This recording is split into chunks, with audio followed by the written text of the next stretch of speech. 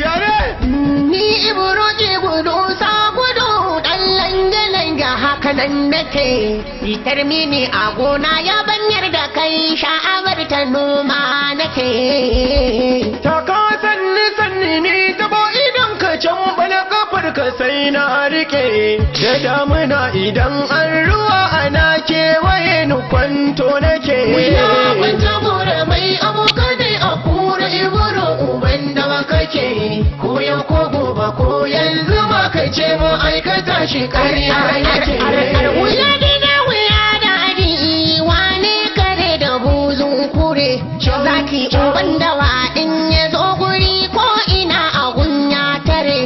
In ka kamar jimi ce da kai da na matso kusa da kai ta bare gonar da nai da shi za ka zo ka nome wallahi ƙarya kake. Wuya kwanta gora mai abokan dai a kura Ibro uban da kake ko yau ko gobe ko yanzu ba ka ce mu aikata shi ƙarya yake.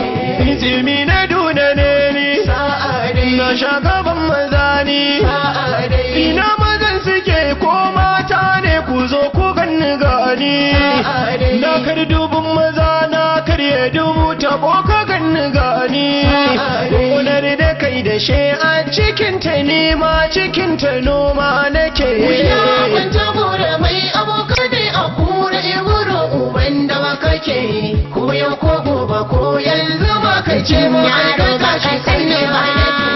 Duk abin da ido na ya gaishe zuciya take bida ta samu aure da wanga yarinya da nake neman ta kamar na samu dawa ka ja daga har ina neman ta ka ce kai kamu nemar wakan ka sauki mu daina ja ka sallama ka sake. Wuya kwanta gora mai abokan dai a kura Ibro uban da kake ko yau ko gobe ko yanzu ba ka ce mu aikata shi ƙarya yake.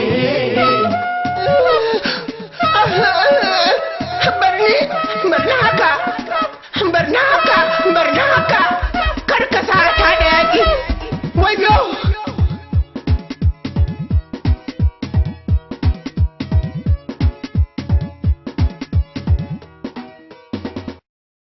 Wuya kwanta gora mai abokan dai a kura Ibro uban da kake ko yau ko gobe ko yanzu ba ka ce mu aikata shi ƙarya yake.